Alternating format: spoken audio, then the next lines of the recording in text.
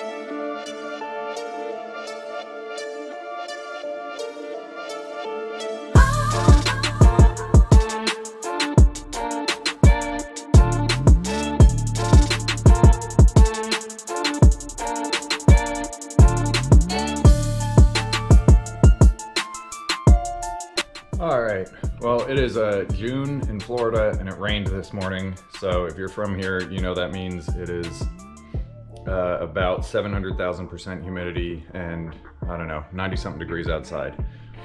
But I have the track bike off the trailer, so we're going to kind of go through the my trailer expense bit by bit. I've been meaning to do this for a while, but I decided now is the time to do it because I have some plans for this trailer that I will get to later in the video. So to start, this trailer came flat packed in a box from Home Depot for $1,209.99. About a week after I bought it, they put it on sale, I think like 10% off or whatever. So I got on their online customer service and haggled with them, and I got credit for it, so I got $139.10 off, which brings my trailer itself total to $1,069 nice dollars and 90 cents. So then I put the trailer together myself, which was a miserable process because I was an idiot and did 95% of it with hand tools before deciding to go buy an impact wrench, and then the last 5% was very easy. But at least I know everything is nice and tight. So I had some ratchet straps laying around, but I spent 20 bucks to buy a couple extras. The spare wheel I picked up at Harbor Freight. That was $80. What I forgot to look up was the little bracket that holds it on. I cannot remember what that cost, and I didn't look it up. But let's just say, I don't know, another $30 for that. For a while I was just wrapping the ratchet straps around, but then I decided to pick up a Canyon Dancer. So I got that Vortex Canyon Dancer for about 46 bucks. Probably got a couple bucks off with Sport Bike Track Gear cash, but I'm not gonna go digging for all that. As you saw in the time lapse, I got a step stool from Harbor Freight. That was $40. I got a set of 2 of these ramps from Amazon. They're $170, I think. But I'm gonna sell one of them because I only need one. And the old ramps I had that were really narrow from Harbor Freight, I sold those for what I paid for them. when I decided to upgrade. So I should be able to make most of my money back, at least on the one ramp. So I started with a Harbor Freight wheel chock.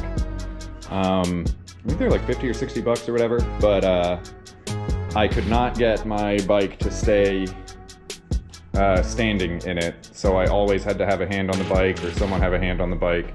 And the whole point is for me to try to be able to do this on my own if need be. I don't want to force anyone to come with me or anything. So I sold the Harbor Freight one again for what I paid for it, and I picked up a Condor wheel chock, which I believe are made in California. These are not cheap. They are $300, but I like it so much I got a second one. So that one I use for when I get the bike off the trailer, because I don't have a kickstand or anything.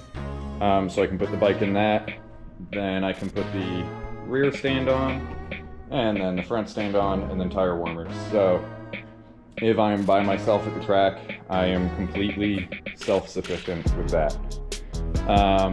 So then freebies to carry fuel and my stands.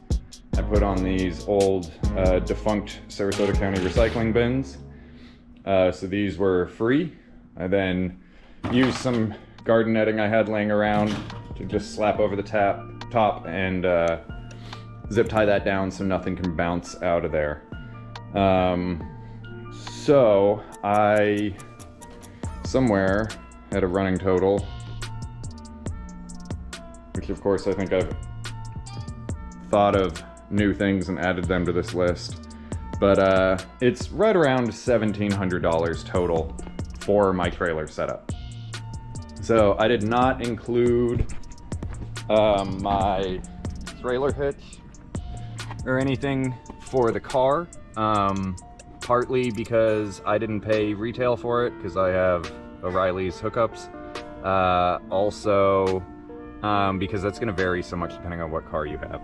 But I've got a I don't know, 20-year-old Ford 500 sedan with coming up on 130,000 miles on it now, and it's starting to make me nervous.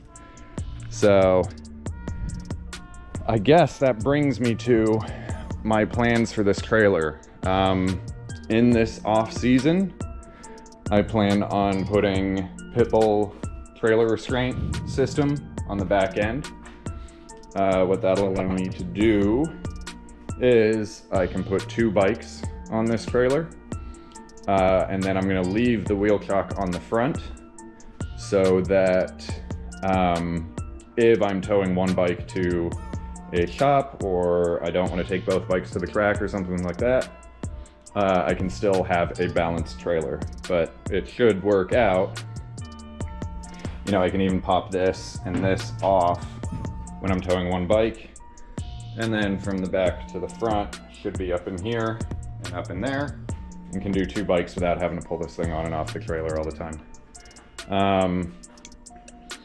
So yeah, I mean, so far this trailer's been really good. I pop the covers off and lube the bearings after every trip, every Jennings trip, just to make sure everything's okay. I'm terrified of having a bearing failure or something like that with my precious bucket list dream bike on the trailer. But otherwise, it's a pretty straightforward setup. Pretty cost efficient, especially compared to the bike I tow on it. And it is yet to give me any trouble. I'm really happy with it. So, and can't forget, most importantly, the goat. Alright guys, so I'm gonna go shuffle these bikes around one last bit, and then I'm gonna go home and get some AC. But I hope this was informative. If you have any questions or anything like that, put them in the comments and let us know. Thanks. Bye.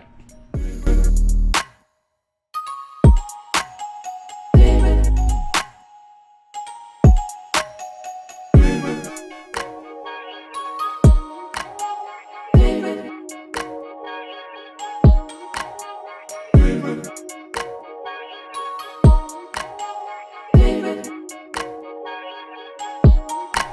the low,